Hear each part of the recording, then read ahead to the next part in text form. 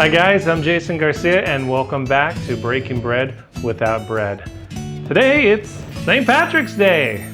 It's the day out of the year where everyone gets drunk, gets into fights. For some reason believes there's leprechauns, I guess pinch each other for not wearing green, and that's how we celebrate a Catholic saint. Let's just go cut some potatoes. So who was St. Patrick? St. Patrick was a kid who got trafficked from somewhere in the UK over to Ireland. He was a slave and he clung to his faith. That's what got him through it. Eventually he was able to get safe passage back home and became a priest, and then they sent him back to Ireland. He was accredited with bringing Catholicism to Ireland. All right, so cut your potatoes. Let the knife do the work. Let's toss them in. For this, you're gonna need rosemary, thyme, and a little bit of parsley. So we're gonna bring that in, chop, chop, chop. And you can combine your herbs together. Cut up our veggies, which is some celery, also in a traditional shepherd's pie, carrots. The last thing the recipe calls for is a shallot. Well, actually an onion, but I prefer shallots. If you prefer onion, use an onion. This is shepherd's pie potatoes, so we need to mash as much as we can because we need the potatoes to be nice and smooth. And now, let's add the good stuff. While that melts, you want to make sure we season. Now here's a little secret. So you take some Parmesan and we put that right in there. So we're going to add just a bit of milk. We want this to be a little bit creamy. All right, 2 egg yolks. Now remember, not the whites, we actually need just the yolks. So fold that in till everything is well mixed.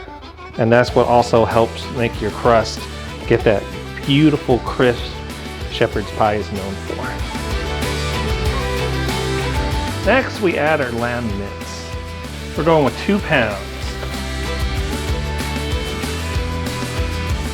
Everything's browned. This is just about done. We're gonna take the lamb off the fire and we're gonna drain the fat. The worst thing you can do to a shepherd's pie is leave it greasy. No one likes a greasy shepherd's pie. Next, we're gonna do some tomato paste. Let that cook in there just a tiny bit. And now we're gonna go vegetables. And finally, the good stuff. And along with that, we're gonna add some red wine. And now we're gonna reduce it. The sauce that is left, oh, it is beautiful. So we add in our final ingredient, some beef stock. All right, our concoction in the pan is ready. Time to layer it up and you know what?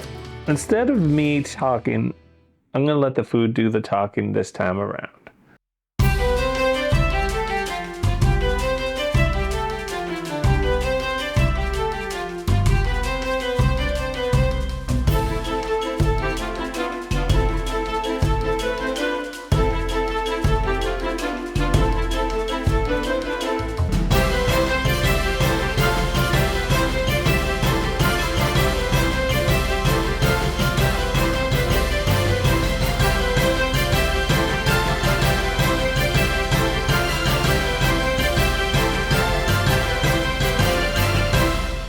Oh, heavenly.